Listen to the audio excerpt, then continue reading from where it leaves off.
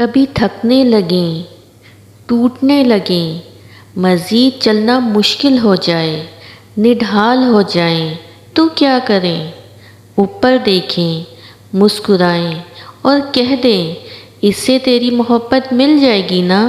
تو چل رہی ہوں، گر رہی ہوں، پر چل رہی ہوں۔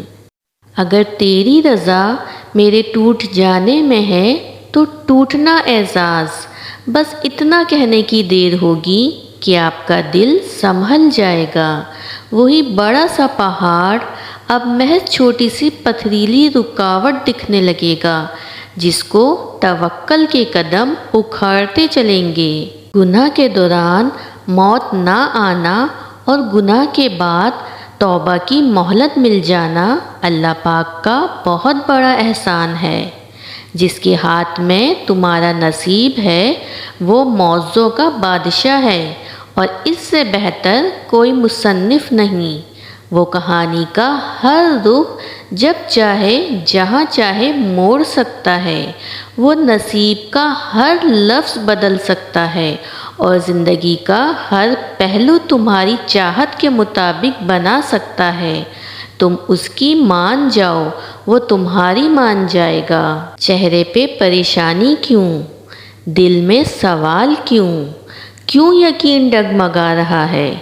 دل کو بتاؤ، جو اللہ یوسف علیہ السلام کو مصر کا شہنشاہ بنا سکتا ہے، یونس علیہ السلام کو مچھلی کے پیٹ میں آیت کریمہ پڑھوا سکتا ہے، موسیٰ علیہ السلام کی مدد کے لیے سمندر کو 2 حصوں میں تقسیم کر سکتا ہے، وہ تمہاری پریشانی کو خوشیوں میں تبدیل کرنے میں بھی قدرت رکھتا ہے۔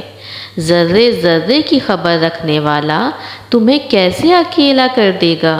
تم نے مجازی عشق کو کھویا ہے، حقیقی عشق تو آج بھی پایا جا سکتا ہے۔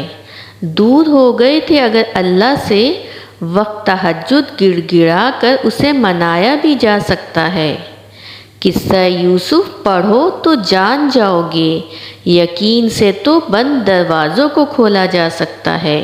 بہت جلد مایوس ہو جاتے ہو نا، ورنہ اس معاملے کا فیصلہ تمہارے حق میں بھی آ سکتا ہے۔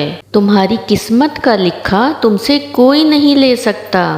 بھروسہ اگر اللہ پر ہے تو وہ بھی مل جائے گا جو تمہارا کبھی ہو ہی نہیں سکتا۔ اگر دعائیں قبول نہ بھی ہوں تو اللہ ہی پہ یقین رکھنا، اسی سے مدد مانگنا، وہ دے گا اور ضرور دے گا۔